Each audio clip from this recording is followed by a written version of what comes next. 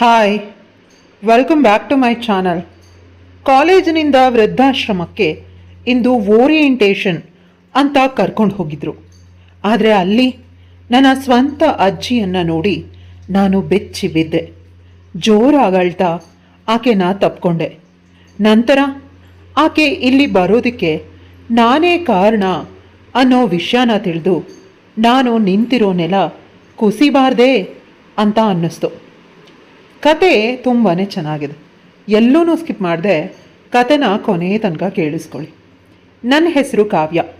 ಮದುವೆಯಾದ ಸ್ವಲ್ಪ ದಿನಕ್ಕೆ ಅತ್ತೆ ಮನೆಯಲ್ಲಿ ಅತ್ತೆ ಮಾವಂದಿರ ಕಾಟ ಜಾಸ್ತಿ ಆಯಿತು. ಮಾವ ನನ್ನನ್ನು ತುಂಬ ಪ್ರೀತಿಯಿಂದ ನೋಡ್ಕೋತಿದ್ರು, ಮಗಳ ರೀತಿ. ಆದರೆ ಅದನ್ನು ಅತ್ತೆ ಸಹಿಸ್ತಾ ಇರಲಿಲ್ಲ. ಯಾವಾಗಲೂ ಮಾವನ ಜೊತೆ ಜಗಳ ಮಾಡ್ತಿದ್ಲು. ಕೊನೆಗೆ ಸೊಸೆನ ನೀನು ಇಟ್ಕೊಂಡಿದ್ಯಾ ಅನ್ನೋ ಮಾತನ್ನು ಕೂಡ ಅಂದ್ಲು. ಇದರಿಂದ ಮನನೊಂದ ಮಾವ ನನ್ನ ಜೊತೆ ರಫ್ ಆಗಿ ಇರೋದಕ್ಕೆ ಶುರು ಮಾಡಿದ್ರು. ಅತ್ತೆಯ ರೀತಿ ಅವರು ಕೂಡ ನನಗೆ ಕಷ್ಟ ಕೊಡೋದಕ್ಕೆ ಪ್ರಾರಂಭ ಮಾಡಿದ್ರು. ಗಂಡ ಬೆಂಗಳೂರಲ್ಲಿ ಕೆಲಸ ಮಾಡ್ತಿದ್ದ. ವಾರಕ್ಕೆ ಒಂದು ಬಾರಿ ಬಂದು ಹೋಗ್ತಿದ್ದ. ಬಂದಾಗ ಹೇಳ್ತಿದ್ರು ಅತ್ತೆ, ಮಾವ ನನ್ನ ಮೇಲೆ ಚಾಡಿನ. ಇದರಿಂದ ಕೋಪಗೊಂಡು ಅವನು ನನ್ನ ಜೊತೆ ಪ್ರೀತಿಯಿಂದ ಇರಲು ಕೂಡ ಸಾಧ್ಯ ಆಗ್ತಿರ್ಲಿಲ್ಲ. ದಿನಗಳು ಕಳೆದಂತೆ ಪೇಟೆಗೆ ಅವನು ನನ್ನನ್ನು ಜೊತೆಯಲ್ಲಿ ಕರ್ಕೊಂಡು ಹೋದ. ಪೇಟೆಗೆ ಬಂದ ಮೇಲೆ ನನ್ನದು ಒಂದು ಹೊಸ ಬದುಕು. ಗಂಡ ಹೆಂಡತಿ ನೆಮ್ಮದಿಯಾಗಿ ಇರಲು ಆಗ್ತಾನೇ ಇರಲಿಲ್ಲ. ಹಳ್ಳಿಯಿಂದ ಇಲ್ಲಿಗೆ ಬಂದ ಮೇಲೆ ಅಕ್ಕ ಪಕ್ಕದಲ್ಲಿರೋ ಗಂಡ ಹೆಂಡತಿಯರನ್ನು ನೋಡಿ ನನ್ನ ಗಂಡ ಹೆಂಡತಿ ಜೊತೆ ಹೇಗಿರಬೇಕು, ಹೆಂಡತಿನ ಹೇಗೆ ಇಟ್ಕೋಬೇಕು ಅನ್ನೋದನ್ನು ಕಲಿತ. ಹಳ್ಳಿಯಲ್ಲಿದ್ದಾಗ ಅವರ ಅಮ್ಮನ ಮಾತುಗಳನ್ನು ಕೇಳಿ ನನಗೆ ಹೊಡೀತಿದ್ದ. ಇಲ್ಲಿ ಹೊಡೆಯೋದನ್ನು ಬಿಟ್ಟ. ನನ್ನನ್ನು ಪ್ರೀತಿಸೋದಕ್ಕೆ ಶುರು ಮಾಡ್ದ. ಅದರ ಫಲವಾಗಿ ವರ್ಷ ತುಂಬೋದ್ರ ಒಳಗಾಗಿ ಮುದ್ದಾದ ಗಂಡು ಮಗು ಆಯಿತು. ಬಾಣಂತನಕ್ಕೂ ಕೂಡ ನನ್ನನ್ನು ಗಂಡ ಅಮ್ಮನ ಮನೆಗೆ ಕಳಿಸ್ಲೇ ಇಲ್ಲ. ಅಮ್ಮ ಅತ್ತೆ ಇಲ್ಲಿಗೆ ಬಂದು ಬಾಣಂತನ ಮಾಡ್ತಿದ್ರು. ಆದರೂ ಕೂಡ ಅವ್ರ ಕಣ್ಣು ತಪ್ಪಿಸಿ 2 ಸಲ ನನ್ನನ್ನು ಪ್ರೆಗ್ನೆಂಟ್ ಮಾಡಿದ್ದ. ಅಮ್ಮನಿಗೆ ಹೇಳಿ ಆಸ್ಪತ್ರೆಗೆ ಹೋಗಿ ಅಬಾರ್ಷನ್ ಮಾಡಿಸ್ಕೊಂಡಿದ್ದೆ. ಮಗು ಇನ್ನೂ ಚಿಕ್ಕದು. ಅತ್ತೆಗೆ ಈ ವಿಷಯ ಗೊತ್ತಾದರೆ ದೊಡ್ಡ ರಾಧ ಅಂತಾನೆ ಮಾಡ್ತಾರೆ ಅಂತ. ನನ್ನ ಗಂಡ ಒಂದೇ ಒಂದು ಕ್ಷಣ ಕೂಡ ನನ್ನನ್ನು ಬಿಟ್ಟು ಇರ್ತಾ ಇರಲಿಲ್ಲ. ಈ ಮಧ್ಯೆ ನನ್ನ ಅತ್ತೆನ ಕೂಡ ಜಗಳ ಮಾಡಿ ಊರಿಗೆ ಕಳಿಸ್ಬಿಟ್ಟ. ಯಾವುದಾದ್ರೂ ಕೂಡ ಅತಿ ಆಗಬಾರ್ದು ಅಂತ ಅನಿಸುತ್ತೆ ಅಲ್ವಾ? ಮಗುಗೆ 8 ತಿಂಗಳು, ಮುಂದಿನ ತಿಂಗಳು ಕೂದಲು ಕೊಡಬೇಕು ಅಂತ ಮಾತಾಡ್ಕೋತಾ ಇದ್ವಿ. ಅಂದು ಸಾಯಂಕಾಲ ಪಾಪುಗೆ ಹಾಲಿರಲಿಲ್ಲ. ಪ್ಯಾಕೆಟ್ ಹಾಲು ತಂದು ಕೊಡ್ತೀನಿ ಅಂತ ಹೊರಗೋದನು ಪುನಃ ಬಂದೇ ಇಲ್ಲ. ಆಕ್ಸಿಡೆಂಟಲ್ಲಿ ಸ್ಥಳದಲ್ಲೇ ಸತ್ತು ಹೋದರು. ವಿಷಯ ತಿಳಿದು ಮಗುನ ಪಕ್ಕದ ಮನೆಯ ಆಂಟಿ ಕೈಗೆ ಕೊಟ್ಟು ನಾವು ಆಸ್ಪತ್ರೆಗೆ ಹೋದ್ವಿ. ನನ್ನ ಗೋಳು ಹೇಳತೀರದ್ದು. 2-3 ವರ್ಷ ಇದೇ ರೀತಿ ಅಳ್ತಾನೇ ಇದ್ದೆ. ನನ್ನ ತಂದೆ ತಾಯಿಗೂ ಕೂಡ ವಯಸ್ಸಾಯಿತು. ನನ್ನ ಅವಶ್ಯಕತೆಗಳನ್ನು ಪೂರೈಸಲು ಸಾಧ್ಯವಾಗ್ತಾ ಇರಲಿಲ್ಲ. ಅದಕ್ಕಾಗಿ ನಾನು ಏನು ಸರಿಯಾಗಿ ಓದಿಲ್ಲದೆ ಇದ್ದಿದ್ದರಿಂದ ಅಕ್ಕ ಪಕ್ಕದ ಮನೆಗಳಲ್ಲಿ ಮನೆ ಕೆಲಸಕ್ಕೆ ಸೇರಿಕೊಂಡೆ. ತಿಂಗಳಿಗೆ 10,000 ಸಂಪಾದನೆ ಬರುತ್ತೆ. ನನ್ನ ಮುದ್ದು ಮಗುವಿನ ಹೊಟ್ಟೆ ತುಂಬುತ್ತೆ. ಆದರೆ ಅಪ್ಪ ಅಮ್ಮನ ಆಸ್ಪತ್ರೆಯ ಖರ್ಚನ್ನು ನೋಡಿಕೊಳ್ಳೇಬೇಕು. ಅದಕ್ಕೆ 2 ಮನೆ ಕೆಲಸಕ್ಕೆ ಹೋಗಲು ಶುರು ಮಾಡಿದೆ. ಅಪ್ಪ ಅಮ್ಮನನ್ನು ಇಲ್ಲೇ ಇಟ್ಕೊಂಡೆ. ಅವ್ರ ಮಗುನ ನೋಡ್ಕೋತಾ ಇದ್ರು. ಜೀವನ ಬಹಳ ಬೇಗ ಸಾಗ್ತಿದೆ ಅಂತ ಅನಿಸ್ತಿದೆ.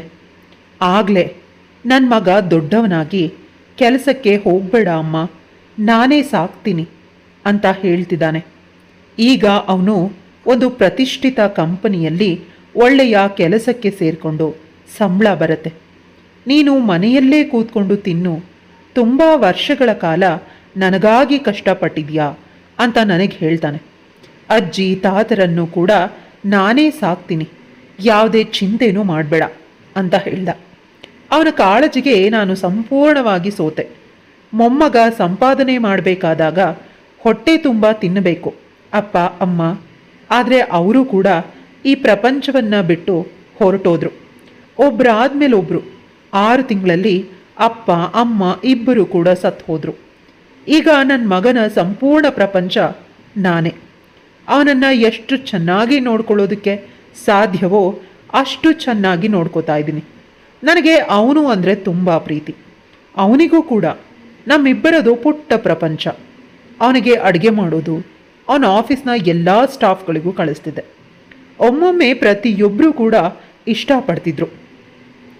ಇನ್ನೇನು ಮದುವೆ ಮಾಡಬೇಕು ಅನ್ನೋ ಆಲೋಚನೆ ಬಂದು ಮನಸ್ಸಿನಲ್ಲಿ ಸ್ವಲ್ಪ ಭಯ ಕೂಡ ಶುರುವಾಯಿತು.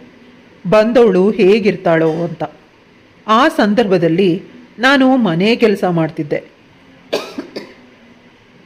ಮೊದಲು ಆ ಮನೆಯ ಯಜಮಾನಿ ಬಂದು, ನನ್ನ ಮಗಳು ತುಂಬ ವರ್ಷಗಳಿಂದ ನಿನ್ನ ಮಗನನ್ನು ಪ್ರೀತಿ ಮಾಡ್ತಿದ್ದಾಳಂತೆ, ದಯವಿಟ್ಟು ನನ್ನ ಮಗಳಿಗೆ ನಿನ್ನ ಮಗನನ್ನು ಕೊಡು, ನಾವು ಸಾಕೊಳ್ತೀವಿ ಅಂತ ಹೇಳಿದ್ರು. ನಾನು, ಅಮ್ಮವ್ರೆ ನೀವು ಹೇಳೋದೇನೋ ಸರಿ, ಅವನು ಬರಲಿ, ಅವನ ಜೊತೆ ಮಾತಾಡ್ತೀನಿ, ಅವನೊಪ್ಪಿದ್ರೆ ನನ್ನ ಅಭ್ಯಂತರ ಏನೂ ಇಲ್ಲ ಅಂತ ಹೇಳಿದೆ. ಮಗನ ಜೊತೆ ಮಾತಾಡಿದಾಗ ಮೊದಲು ಅವನು ಒಪ್ಪಿಲ್ಲ. ಅಮ್ಮ, ಅವರು ಶ್ರೀಮಂತರು, ಅವರನ್ನು ಮದುವೆ ಆದರೆ ಅವರು ಹೇಳ್ದಾಗ ಕೇಳಬೇಕು, ಈಗಿರುವಂಥ ಖುಷಿನೇ ಇರೋದಿಲ್ಲ ಅಂದ. ಆದರೆ ಅವನ ಮಾತನ್ನು ನಾನು ಸಂಪೂರ್ಣವಾಗಿ ಕೇಳಿಸ್ಕೊಳ್ಳೋದಕ್ಕೆ ಇಚ್ಛಿಸಲೇ ಇಲ್ಲ. ಮದುವೆ ಮಾಡೋದಕ್ಕೆ ತಯಾರಿನೂ ಮಾಡಿದೆ. ಯಾಕಂದರೆ ನನ್ನ ಮಗನಿಗೆ ಯಾರೂ ಇಲ್ಲ, ನಾನಿರೋವರೆಗೂ ಮಾತ್ರ ನನ್ನ ಜೊತೆ ಸಂಬಂಧ. ಅಕಸ್ಮಾತ್ ನಾನು ಸತ್ತು ಹೋದರೆ ಹೇಗಿದ್ರೂ ವಯಸ್ಸಾಗಿದೆ, ಅವನ ಗತಿ ಏನು? ಅವರಾದರೆ ಶ್ರೀಮಂತರು, ತುಂಬ ಸಂಬಂಧಗಳಿವೆ, ಒಬ್ರಲ್ಲ ಅಂತಂದರೆ ಒಬ್ಬರು ನನ್ನ ಮಗನಿಗೆ ಕಷ್ಟದಲ್ಲಿ ಸಹಾಯ ಮಾಡ್ತಾರೆ. 3 ತಲೆಮಾರು ಕೂತ್ಕೊಂಡು ತಿನ್ನೋ ಅಷ್ಟು ಆಸ್ತಿನ ಸಂಪಾದನೆ ಮಾಡಿದ್ದಾರೆ. ನನ್ನ ಬಳಿ ಏನಿದೆ ಅನ್ನೋದು ನನ್ನ ಆಲೋಚನೆ ಆಗಿತ್ತು. ಆದರೂ ಕೂಡ ಮನಸ್ಸಲ್ಲಿ ಸ್ವಲ್ಪ ಭಯ. ಮಗ ಹೇಳಿದ ರೀತಿ ಅದು ಇದ್ದರೂ ಕೂಡ ಇಬ್ಬರ ಮದುವೆಯನ್ನು ಅದ್ಧೂರಿಯಾಗಿ ಮಾಡಿದ್ರು. ನನಗೂ ಕೂಡ ರೇಷ್ಮೆ ಸೀರೆ, ಮೈ ತುಂಬ ಒಡವೆಗಳನ್ನು ಹಾಕ್ಸಿದ್ರು. ಇವೆಲ್ಲ ನನಗೆ ವಿಚಿತ್ರ ಅಂತ ಅನ್ನಿಸ್ತಿತ್ತು. ನನ್ನ ಮಗ ಮದುವೆಯ ಮಂಟಪದಲ್ಲಿ ರಾಜಕುಮಾರನಂತೆ ಕಾಣಿಸ್ತಿದ್ದ. ಎಷ್ಟೋ ಜನ್ಮದ ಅದೃಷ್ಟದ ಫಲ, ಎಷ್ಟೋ ಒಳ್ಳೆ ಮಗನನ್ನು ಪಡೆದಿದ್ದು ಅಂತ ಅಂದ್ಕೊಂಡೆ. ನನ್ನ ನೆಂಟರು ಹೇಳ್ತಾ ಇದ್ದಿದ್ದು ಅದೊಂದೇ ಮಾತು, ಆಗಿನಿಂದ ಕಷ್ಟಪಟ್ಟೆ, ದೇವರದಕ್ಕೆ ಈಗ ನಿನಗೆ ಒಳ್ಳೇದು ಮಾಡ್ತಿದ್ದಾನೆ, ನಿನ್ನಂತಹ ಅದೃಷ್ಟವಂತಳು ಮತ್ತೊಬ್ಬಳು ಇಲ್ಲ ಅಂತ ಹೊಗಳುತ್ತಿದ್ರು. ಮದುವೆ ತುಂಬ ವಿಜೃಂಭಣೆಯಿಂದ ನಡೀತು. ಮಗ ಸೊಸೆ ತುಂಬ ಅನ್ಯೋನ್ಯವಾಗಿ ಇದ್ದರು. ನಾನು ನನ್ನ ಕೈಲಾದಷ್ಟು ಕೆಲಸವನ್ನು ಮಾಡಿಕೊಂಡು ಆ ಮನೆಯಲ್ಲಿನೇ ಇದ್ದೆ. ದಿನಗಳು ಕಳೆದಂತೆ ನನಗಾ ಮನೆಯಲ್ಲಿ ನನ್ನ ಸ್ಥಾನ ತಿಳಿತು. ಅಲ್ಲಿ ನಿಜವಾಗ್ಲೂ ನಾನು ಕೆಲಸದವಳೇ ಆಗೋಗಿದ್ದೆ. ಮಗ ಸೊಸೆ ಚೆನ್ನಾಗೇ ಇದ್ದರು, ಆದರೆ ಸೊಸೆ ನನ್ನ ಜೊತೆ ಅಷ್ಟಕ್ಕಷ್ಟೇ. ಸೊಸೆ ಮಗ ಇದ್ದಾಗ ಒಂದು ರೀತಿ, ಇಲ್ಲದೇ ಇದ್ದಾಗ ಒಂದು ರೀತಿ ನನ್ನ ಜೊತೆ ಮಾತಾಡ್ತಿದ್ಲು. ಬೀಗ್ರೂ ಅಷ್ಟೇ, ಮನೆ ಬಿಟ್ಟು ಹೊರಟೋಗೋಣ ಅಂತ ಅಂದ್ಕೊಂಡೆ. ಆಗ ಬೀಗರು ಮೊಮ್ಮಗುನ ಸಾಕ್ಕೊಡೋದಿಲ್ವಾ ಅಂತ ತಡೆದ್ರು. ನನ್ನ ಸೊಸೆಗೆ ಅವಳಿ ಜವಳಿ ಮಕ್ಕಳಾದರು. ಒಂದು ಗಂಡು ಮಗು, ಒಂದು ಹೆಣ್ಣು ಮಗು. ಆ ಮಕ್ಕಳನ್ನು ಚೆನ್ನಾಗಿ ಸಾಕಿದೆ. ನನ್ನನ್ನು ತುಂಬ ಪ್ರೀತಿಯಿಂದ ನೋಡ್ಕೋತಾರೆ ಅಂತ ಆಸೆ ಇಟ್ಟಿದ್ದೆ. ಆದರೆ ನಾನು ಅವರಿಗೆ ಕಾಲ ಕಸವಾಗಿದ್ದೆ. ಮೊಮ್ಮಕ್ಕಳು ಮಾತ್ರ ನನ್ನನ್ನು ಪ್ರೀತಿಯಿಂದ ಅಜ್ಜಿ ಅಂತ ಕರೀತಿದ್ರು. ನನ್ನ ಮಗ ಇಲ್ಲದೇ ಇದ್ದಾಗ ನನ್ನ ಸೊಸೆ ಅಜ್ಜಿ ಅಂತ ಕರಿಬೇಡಿ ಅಂತ ಬೈತಿದ್ಲು. ಮೊಮ್ಮಗಳಂತೂ ತುಂಬಾ ಒಳ್ಳೆಯವಳು, ನಾನು ಅಂದರೆ ಪ್ರಾಣ. ಸೊಸೆ ನನ್ನನ್ನು ತಾತ್ಸಾರ ಮಾಡ್ತಾಳೆ ಅನ್ನೋ ಮಾತನ್ನು ನಾನು ಮರೆತು ಮಕ್ಕಳಿಗಾಗಿ ಬದುಕ್ತಿದ್ದೆ. ದೊಡ್ಡವರಾಗ್ತಾ ಇದ್ದಾರೆ, ಅವ್ರ ಕೆಲಸನ ಅವರೇ ಮಾಡಿಕೊಳ್ಳೋ ರೀತಿ. ಹಾಗಿದ್ರೂ ಮನೆಗೆ 24 ಗಂಟೆ ಕೆಲಸ ಮಾಡುವ ಕೆಲಸದವಳು ಕೂಡ ಸಿಕ್ಕಿದ್ಲು. ಅವಳು ಮನೆಯ ಎಲ್ಲ ಕೆಲಸವನ್ನು ಅಚ್ಚುಕಟ್ಟಾಗಿ ಮಾಡ್ಕೊಂಡು ಹೋಗ್ತಿದ್ದಾಳೆ. ಈಗ ನನ್ನ ಸೊಸೆಗೆ ನಾನು ಬೇಡವಾಗಿದ್ದೆ. ಕಾಯಿಲೆಗಳು ನನ್ನನ್ನು ಆವರಿಸಿದ್ವು. ನನ್ನ ಸೊಸೆ ಇಷ್ಟ ಇಲ್ಲ ನನ್ನ ಆರೈಕೆ ಮಾಡೋದಕ್ಕೆ, ನನಗಾಗಿ ಖರ್ಚು ಮಾಡೋದಕ್ಕೆ ದುಡ್ಡನ್ನು. ಪ್ರತಿದಿನ ಮನೆಯಲ್ಲಿ ಜಗಳ. ಮೊಮ್ಮಕ್ಕಳು ಯಾವಾಗಲೂ ನನ್ನ ಪರವಾಗಿಯೇ ಇರ್ತಿದ್ರು. ಇತ್ತೀಚೆಗೆ ನನ್ನ ಮಗನ ಜೊತೆ ಕೂಡ ಜಗಳ ಮಾಡ್ತಿದ್ದಾಳೆ. ನನ್ನ ಮಗ ಆಣೆ ಹಾಕಿಸ್ಕೊಂಡಿದ್ದ, ಎಷ್ಟು ಜಗಳ ಆದರೂ ಕೂಡ ಈ ಮನೆನ ನೀನು ಬಿಟ್ಟು ಹೋಗಬಾರ್ದು, ನೀನಿಲ್ಲ ಅಂದರೆ ನಾನು ಕೂಡ ಬಂದ್ಬಿಡ್ತೀನಿ ಈ ಹೆಂಡತಿ, ಮಕ್ಕಳು, ಸಂಸಾರ ಏನೂ ಬೇಡ. ನೀನು ನನ್ನ ಸರ್ವಸ್ವ. ಅಪ್ಪ ಹೋದ ಮೇಲೆ, ಅಜ್ಜಿ ತಾತ ನಿನ್ನ ಕೈ ಬಿಟ್ಟ ಮೇಲೆ ನನ್ನನ್ನು ಸಾಕಿದ್ಯಾ. ಸ್ವಲ್ಪ ಕೂಡ ನನಗೆ ಕಷ್ಟನೇ ಇಲ್ಲದ ರೀತಿ. ಮಗನ ಈ ಮಾತುಗಳನ್ನು ಕೇಳಿ ನನ್ನ ಕಣ್ಣು ತುಂಬಿ ಬಂತು. ಇಷ್ಟು ಮಾತನ್ನ ಹೇಳಿದ್ದೇ ಸಾಕು ಕಂದ. ನೀನು ನೆಮ್ಮದಿಯಾಗಿರು. ನಾನು ಹಳ್ಳಿಗೆ ಹೋಗ್ತೀನಿ, ನನ್ನ ಅಣ್ಣನ ಜೊತೆ ಇರ್ತೀನಿ ಅಂದೆ. ಆದರೆ ಮಗ ಒಪ್ತಾನೆ ಇರಲಿಲ್ಲ. ಮೊಮ್ಮಗಳ ಆರೋಗ್ಯ ದಿನದಿಂದ ದಿನಕ್ಕೆ ಹದಗೆಡ್ತಾ ಇತ್ತು. ಬಾಂಬೆಗೆ ಕೆಲಸದ ಮೇಲೆ ಮಗ ಹೋಗಿದ್ದ. ನನ್ನ ಮೊಮ್ಮಗಳ ಆರೋಗ್ಯ ಹಾಳಾಯಿತು. ತುಂಬ ಡಾಕ್ಟರ್ ಹತ್ರ ತೋರಿಸಿದ್ರೂ ಕೂಡ ಸರಿನೇ ಹೋಗಿಲ್ಲ. ಕೊನೆಗೆ ನನ್ನ ಸೊಸೆಯ ಗೆಳತಿ ಒಬ್ಬರು ಮಾಂತ್ರಿಕರನ್ನು ಮನೆಗೆ ಕರ್ಕೊಂಡು ಬಂದ್ಲು. ಆ ಮನುಷ್ಯ ಹೇಳ್ದ, ನಿನ್ನ ಅತ್ತೆ ಈ ಮನೆ ಬಿಟ್ಟು ಹೋದರೆ ನಿನ್ನ ಮಗಳು ಆರೋಗ್ಯದಿಂದ ಇರ್ತಾಳೆ. ಅಷ್ಟೇ ಅಲ್ಲ, ನಿನ್ನ ಗಂಡನಿಗೂ ಕೂಡ ಕೆಲಸದಲ್ಲಿ ಏಳಿಗೆ ಆಗತ್ತೆ. ನಿಮ್ಮನೆ ತುಂಬಿದ ಕೊಡದಂತೆ ಇರುತ್ತೆ. ಮೊದಲು ಈ ಮುದುಕಿಯನ್ನ ಮನೆಯಿಂದ ಹೊರಗಾಕು ಅಂತ ಹೇಳ್ದ. ಇವಳು ಇಲ್ಲೇ ಇದ್ರೆ ನಿನ್ನ ಮಗಳು ಪ್ರಾಣದಿಂದ ಉಳಿಯೋದೇ ಇಲ್ಲ ಅಂತ ಕೂಡ ಹೇಳ್ದ. ಈ ಮಾತನ್ನ ಕೇಳಿಸ್ಕೊಂಡ ನಂತರ ನಾನು ಮರು ಮಾತನಾಡದೆ ನನ್ನ ಬಟ್ಟೆಗಳನ್ನೆಲ್ಲ ತೆಗೆದುಕೊಂಡು ನನ್ನ ಊರಿಗೆ ಹೋದೆ. ಆದರೆ ಅಲ್ಲಿಯ ಪರಿಸ್ಥಿತಿ ಚೆನ್ನಾಗಿರಲಿಲ್ಲ. ಆ ಊರಲ್ಲಿ ಇದ್ದ ನನ್ನ ಬಾಲ್ಯದ ಗೆಳತಿ ನನ್ನನ್ನು ವೃದ್ಧಾಶ್ರಮಕ್ಕೆ ಸೇರಿಸಿದ್ಲು. ಇಲ್ಲಿವರೆಗೂ ನಾನು ತುಂಬ ಕಷ್ಟಪಟ್ಟೆ. ಆದರೆ ಬದುಕು ಇಷ್ಟೊಂದು ಕಷ್ಟ ಆಗತ್ತೆ ಅಂತ ಅಂದ್ಕೊಂಡೇ ಇರಲಿಲ್ಲ. ಕೊನೆ ಪಕ್ಷ ಮಗ, ಸೊಸೆ, ಮೊಮ್ಮಕ್ಕಳು ನೆಮ್ಮದಿಯಾಗಿ ಇದ್ರೆ ಸಾಕು, ನಾನೇನು ಬಿದ್ದು ಹೋಗೋ ಮರ ಅಂತ ದಿನಗಳನ್ನು ತಳ್ತಿದ್ದೆ. ಆದರೆ ಇಂದು ನನ್ನ ಬದುಕಿನಲ್ಲಿ ಒಂದು ಹೊಸ ಅಧ್ಯಾಯ ಶುರುವಾಗತ್ತೆ ಅಂತ ನನಗೆ ತಿಳಿದೇ ಇರಲಿಲ್ಲ. ಆಶ್ರಮಕ್ಕೆ ಸೇರಿ ತುಂಬ ವರ್ಷಗಳೇ ಆಗೋಗಿದೆ. ಇಂದು ಕಾಲೇಜಿನ ಮಕ್ಕಳು ಆಶ್ರಮದ ಓರಿಯೆಂಟೇಷನ್ಗಾಗಿ ಬಂದರು. ಅದರಲ್ಲೊಬ್ಬಳು ಮುದ್ದಾದ ಹುಡುಗಿ ಓಡ್ ಬಂದು ನನ್ನನ್ನು ಗಟ್ಟಿಯಾಗಿ ತಪ್ಕೊಂಡು ಅಳೋದಕ್ಕೆ ಶುರು ಮಾಡಿದ್ಲು. ಅವಳ ಮುಖನ ನೋಡಿ ನನಗೆ ಅರ್ಥನೇ ಆಗಲಿಲ್ಲ. ಆದರೆ ಅವಳು ನನ್ನನ್ನು ಗಟ್ಟಿಯಾಗಿ ತಪ್ಕೊಂಡಾಗ ಆ ಅಪ್ಪುಗೆಯ ಅನುಭವ ನನಗೀ ಮೊದಲೇ ಆಗಿದೆ ಅಂತ ಅನ್ನಿಸ್ತು. ಅವಳ ಕಣ್ಣುಗಳಲ್ಲಿ ಕಣ್ಣಿಟ್ಟು ನೋಡಿದಾಗ ತಿಳಿತು ಅವಳು ನನ್ನ ಮೊಮ್ಮಗಳು ಅಂತ. ಅಜ್ಜಿ, ಇಲ್ಲಿ ಯಾಕಿದ್ಯಾ? ನೀನಿಲ್ಲದೆ ನಮ್ಮ ಮನೆ ಪ್ರಾಣ ಇಲ್ಲದ ದೇಹದ ರೀತಿ ಇದೆ ಅಂತ ಜೋರಾಗಳೋದಕ್ಕೆ ಶುರು ಮಾಡಿದ್ಲು. ಬಲವಂತ ಮಾಡಿ ನನ್ನನ್ನು ಮನೆಗೂ ಕರ್ಕೊಂಡು ಹೋದ್ಲು. ನಾನು ಬರೋದಿಲ್ಲ ಅಂತ ಹೇಳಿದ್ರು ಕೂಡ ಅವಳು ಬಿಡಲೇ ಇಲ್ಲ. ಅಲ್ಲಿಗೆ ಹೋದಾಗ ನನಗೊಂದು ಶಾಕ್ ಕಾದಿತ್ತು. ನನ್ನ ಸೊಸೆ ಬೆಡ್ ರಿಡನ್ ಆಗಿದ್ದಾಳೆ. ಕೆಲಸದವಳು ಅವಳನ್ನು ಚೆನ್ನಾಗಿ ಬೈದು ಸೇವೆ ಮಾಡ್ತಿದ್ದಾಳೆ. ಅವಳು ನನ್ನ ಮಗಳ ರೀತಿ.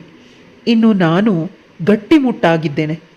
ಅವಳ ಸೇವೆನ ಮಾಡ್ತೀನಿ, ನೀನು ಬೈಯೋ ಅವಶ್ಯಕತೆ ಇಲ್ಲ ಅಂತ ಕೆಲಸದವಳನ್ನು ಬೈದು ಮನೆಯಿಂದ ಓಡಿಸ್ದೆ. ಆಗ ನನ್ನ ಸೊಸೆ ಕಣ್ಣೀರು ಹಾಕ್ತಿದ್ಲು. ನಾನು ನಿಮಗೆ ನೋವು ಮಾಡಿದೆ, ಆದರೆ ನೀವು ನನ್ನನ್ನು ಕಾಪಾಡಿದ್ರಿ. ನನ್ನನ್ನು ಕ್ಷಮಿಸಿ ಅತ್ತೆ. ನೀವು ಮನೆಯಿಂದ ಹೊರಟೋಗ್ಲಿ ಅಂತ ನನ್ನ ಗೆಳತಿ ಮಾಡಿದ ಪ್ಲಾನ್ ಅದು. ಆ ಮನುಷ್ಯ ಅವಳ ಮನೆಯ ಕೆಲಸದವನು.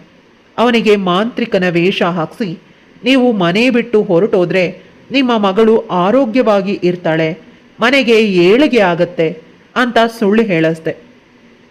ದಯವಿಟ್ಟು ನಾನು ಮಾಡಿದ ತಪ್ಪನ್ನು ಕ್ಷಮಿಸಿ. ಆ ದೇವರು ಅಂತೂ ನಾನು ಮಾಡಿದ ತಪ್ಪಿಗೆ ಶಿಕ್ಷೆನ ಕೊಟ್ಟುಬಿಟ್ಟಿದ್ದಾನೆ ಅಂತ ಜೋರಾಗಿ ಮುಖ ಮುಚ್ಕೊಂಡು ನನ್ನ ಸೊಸೆ ಅಳ್ತಿದ್ಲು. ಮನೆಯಲ್ಲಿ ನನ್ನ ಮಗ, ಮೊಮ್ಮಕ್ಕಳು ಎಲ್ಲರೂ ಕೂಡ ನನ್ನ ಸೊಸೆ ಮೇಲೆ ಬೇಸರ ಮಾಡಿಕೊಂಡ್ರು. ನನಗೆಲ್ಲ ಅಂದೇ ತಿಳಿತು ಮಗಳೇ. ಆದರೆ ನೀನು ಸುಖವಾಗಿದ್ದರೆ ನಾನು ಸುಖವಾಗಿರೋದು. ನಾನು ಮನೆ ಬಿಟ್ಟು ಹೋಗೋದ್ರಿಂದ ನಿನಗೆ ನೆಮ್ಮದಿ ಸಿಗುತ್ತೆ ಅನ್ನೋದೇ ಆದರೆ ಮನೆ ಬಿಟ್ಟು ಯಾಕೆ ಹೋಗಬಾರ್ದು ಅಂತ ಹೋದೆ. ಅಳೋದನ್ನು ಮರೆತು ಬಿಡು. ನಿನ್ನನ್ನು ಮೊದಲಿನಂತೆ ಓಡಾಡುವ ರೀತಿ ಮಾಡುವ ಜವಾಬ್ದಾರಿ ನನ್ನದು ಅಂತ ಅವಳ ಕೈಯನ್ನು ಹಿಡ್ಕೊಂಡೆ. ಅವಳು ಕೂಡ ಗಟ್ಟಿಯಾಗಿ ನನ್ನ ಕೈಯನ್ನು ಹಿಡ್ಕೊಂಡ್ಳು. ಇನ್ನೆಂದೂ ಕೂಡ ನನ್ನನ್ನು ಬಿಟ್ಟು ಹೋಗಬೇಡಿ ಅನ್ನೋ ರೀತಿ ಇತ್ತು. ನನ್ನ ಮೊಮ್ಮಕ್ಕಳು, ನನ್ನ ಮಗ ಎಲ್ಲರೂ ಬಂದು ನನ್ನನ್ನು ಗಟ್ಟಿಯಾಗಿ ತಪ್ಕೊಂಡ್ರು. ಈಗನ್ನಿಸ್ತಾ ಇದೆ ಈ ಬಾಂಧವ್ಯ ಎಂದೂ ಕೂಡ ಮರೆಯೋದಿಲ್ಲ ಅಂತ. ಶಾಶ್ವತವಾಗಿ ಇದೇ ರೀತಿ ಇರುತ್ತೆ. ಇಷ್ಟು ದಿನ ನಾನು ಪಟ್ಟ ಕಷ್ಟಕ್ಕೆ ಇಂದು ಬೆಲೆ ಬಂತು. ಈ ಮನೆಯಲ್ಲಿ ನನಗೂ ಕೂಡ ಬೆಲೆ ಬಂತು ಅಲ್ವಾ? ಕತೆ ಇಲ್ಲಿಗೆ ಮುಗಿಯುತ್ತೆ. ಕತೆ ಇಷ್ಟ ಆಗಿದ್ರೆ ಲೈಕ್, ಶೇರ್, ಕಮೆಂಟ್ ಮಾಡೋದನ್ನು ಮರಿಬೇಡಿ. ಇಂತಹ ಇನ್ನಷ್ಟು ಇಂಟ್ರೆಸ್ಟಿಂಗ್ ಕತೆಗಳಿಗಾಗಿ ನನ್ನ ಚಾನಲ್ನ ಸಬ್ಸ್ಕ್ರೈಬ್ ಮಾಡ್ಕೊಳ್ಳಿ.